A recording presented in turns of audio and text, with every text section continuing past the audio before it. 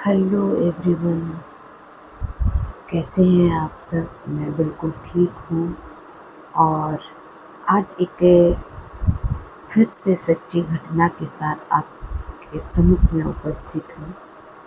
मैं अपने जीवन की एक सच्चाई को बताना चाहती हूँ। मैं हूँ प्रिशु, और प्रिशु के ऑफिशियल चैनल में आप सभी का मैं स्वागत करती हूँ।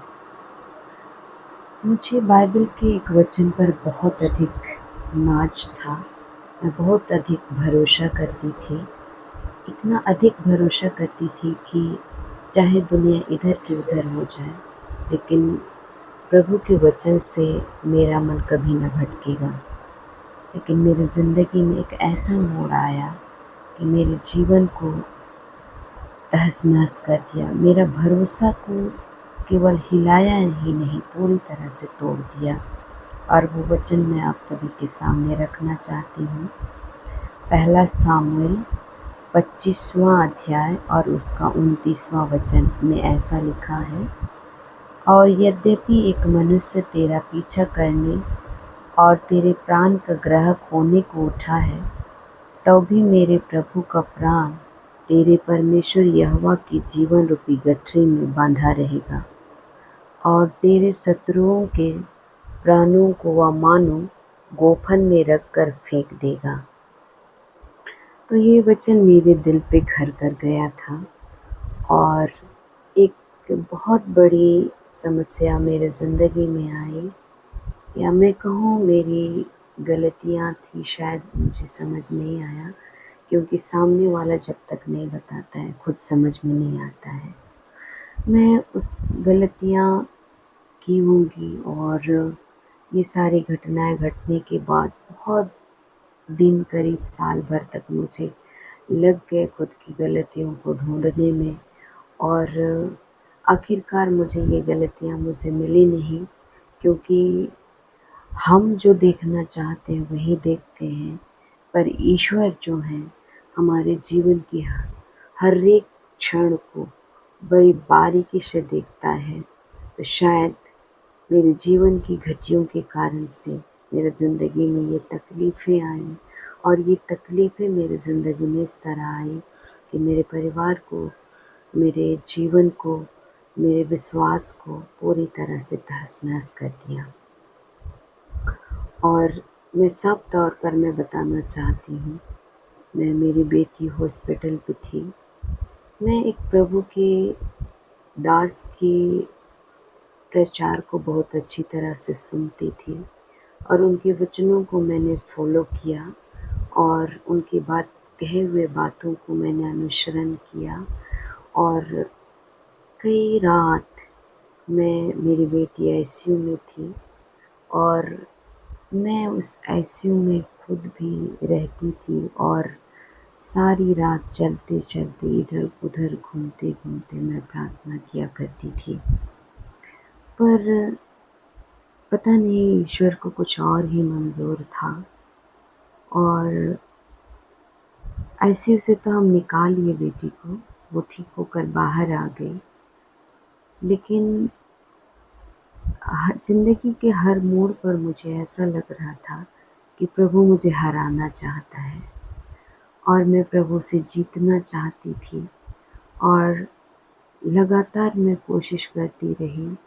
मैं दिन प्रतिदिन मेरा शरीर, मेरा विश्वास मजबूत होता चला गया। उस दिन तक, जिस दिन मेरी बेटी ने अंतिम सांस ली, उस दिन तक मैं और मेरा विश्वास बोल रहा था कि ईश्वर मेरी बेटी को मौत के मुंह से भी खींच कर बाहर निकाल सकता है। अपने विश्वास पे अडिग थी, और उस विश्वास के आगे मुझे कुछ दिखाई नहीं दे रहा था। लेकिन शायद मैं कहूँ तो गलत नहीं होगा, ईश्वर नए सिरे से मुझे बनाने की तैयारी में लगे हुए थे। मैं अपनी बुद्धि से चल रही थी, और अपने पैसों के दम पर, अपने विश्वास के दम पर सब कुछ मैं हासिल कर लेना चाहती थी। लेकिन उस ईश्वर से कौन जीत सकता है ना? जो ईश्वर हमें बनाया, मेरी बेटी को बनाया, मुझे दिया, मेरे रग रग में जो खून दौड़ते हैं वो ईश्वर का दिया हुआ उपहार है। इस बात को मैं बिल्कुल ही भूल गई थी और मुझे सामने से कुछ दिखाई ना देता था। बस मैं अपने विश्वास पे अडिग खड़ी थी। लेकिन कहते हैं ना कि जब मेरी बेटी चली गई, चले जाने के बाद उन जिस दिन वो चली गई मेरे आँखों से एक बूंद भी आंसू नहीं निकले, क्योंकि उससे पहले मैं बहुत अधिक रो चुकी थी। प्रतिदिन मेरे आँखों से आंसू लगातार बह रहे थे और इस तरह से जिस दिन वो चली गई प्रभु की गोद में, मेरे आँखों से बिल्कुल भी आंसू नहीं आए। उस दिन प्रभु के दासों ने उनकी मृत्यु के उपलक्ष्य पे ये बात कह रहे थे कि मृत्यु का दिन जन्म के दिन से उत्तम है। ये बातें मेरे दिमाग में कहीं घर नहीं कर पाया। मैं प्रतिदिन उनकी यादों में जलती रही, तड़पती रही। उस दिन तो रो नहीं सकी, लेकिन बाद में मेरी आंखों से लगातार आंसू आने लगे। मैं खुद को इतना कमज़ोर, असहाय महसूस करने लगी कि अपने दर्द को मैं किससे बयां करूँ, ये मुझे बिल्कुल समझ में नहीं आ रहे थे। और उसके बाद में मेरे पति ने ही मुझसे कहा, एक बाइबल के वचन से मुझसे बातें कर रहे थे। वो दूसरा तीमुथियुस 3 उसका 12 में ऐसा लिखा है, पर जितने मसीह यीशु में भक्ति के साथ जीवन बिताना चाहते हैं वे सब सताए जाएंगे।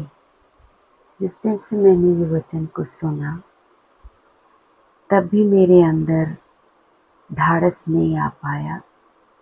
मैं सोचती थी कि प्रभु ने मेरी बेटी को बड़ी बल से मुझसे अलग किया, मुझसे छुड़ा करके ले गया। ये बातें मेरे दिल को बार बार खटकती थी। और कुछ दिन, बहुत करीब साल भर बीत जाने के बाद एक दिन मेरे पति मुझसे कह रहे थे कि मृत्यु का दिन से अच्छा है जन्म का दिन। आप क्या कहते हैं? जी नहीं, जन्म के दिन से उत्तम है मृत्यु का दिन। और जिस दिन हम मर जाते हैं हमारी आत्मा प्रभु के पास चली जाती है और उस विश्राम में चली जाती है। वह सुकून है, आनंद है। प्रभु की रोशनी में हम वहाँ उपस्थित होते हैं। ये बात को मुझसे कह रहे थे मेरे पति। तो कहीं न कहीं साल भर के बाद ये बात मुझे समझ में आया कि मैं जो कह रही हूँ वो बिल्कुल गलत है, कि प्रभु मुझे ज़बरदस्त लूट कर ले गए। हम उनको न जीवन दिए थे, न देने के काबिल थे। प्रभु की थी, वो प्रभु के पास चली गई। अब मेरा हृदय कहता है कि प्रभु ने मुझे दिया था, प्रभु ने उसे ले लिया।